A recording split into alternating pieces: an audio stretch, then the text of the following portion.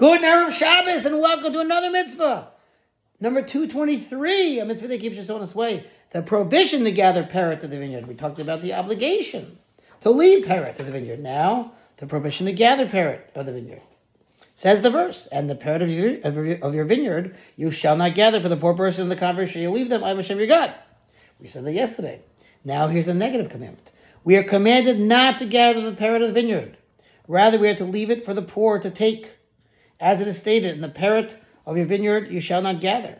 Peret refers to the grape berries that fall off the cluster at the time of the picking of the grapes.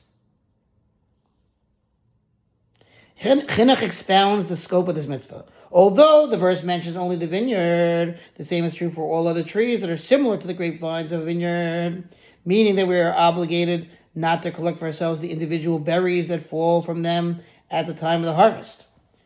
Underlying purpose of the mitzvah. A glimpse of the underlying purposes of this mitzvah is provided by the idea that we wrote above in explanation of the mitzvah Peret, mitzvah 216. Among the laws of the mitzvah is that which the sages of blessed memory have stated in Mishnah Peret. What is the definition of Peret? It is a single grape berry or two grape berries that separate at one time from the cluster during the time of the harvest and fall away. These belong to the poor people. But three grape berries that fall away at one time are not considered Peret, and they belong to the landowner. Remember that. Three you can keep. Two or less you cannot. Another law is that if one was harvesting and casting the detached clusters of grapes to the ground, then when he clears the clusters of grapes from the ground, even a half cluster worth of individual grapes that is found there is considered Peret.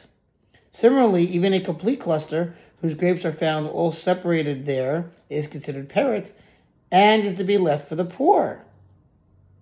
Here's a footnote on this. Fine. If one places a basket under the grapevine while he harvests the grapes, then he is robbing the poor, says Mishnah Peret. These laws and the additional details of the mitzvah are set forth in Tractate Peret.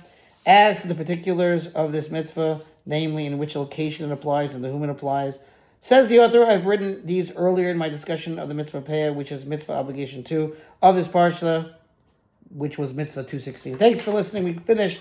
Have a wonderful Shabbos. The sponsor feature mitzvah 36, 100 of the gold. Until, God willing, Motzi Shabbos.